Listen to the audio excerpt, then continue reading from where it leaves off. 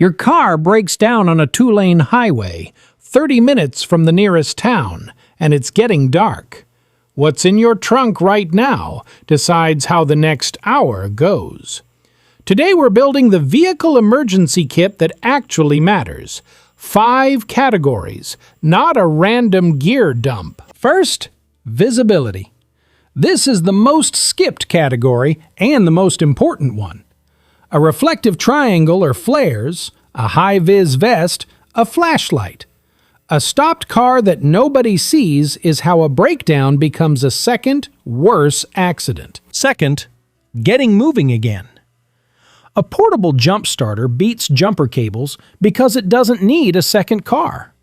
Add a tire inflator or plug kit, a basic tool kit, and a tow strap. Third, staying safe until help shows up.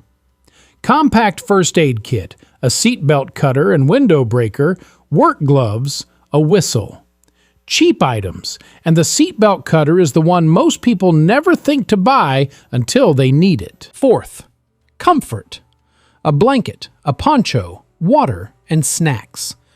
This is what turns a stressful 2-hour wait into a manageable one, especially with kids in the car. Fifth, staying connected.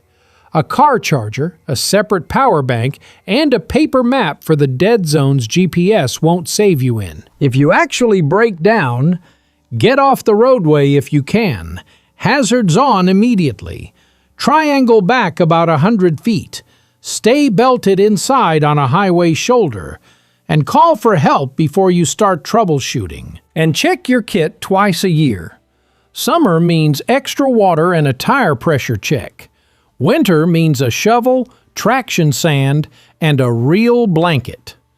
A kit nobody checks quietly turns into dead batteries and expired snacks. You don't need the perfect kit today. Start with a triangle, a first aid kit, and a phone charger. 3 items, 1 bag, and build from there. Full breakdown and shopping guide linked below. If this helped, subscribe. New preparedness breakdowns every week.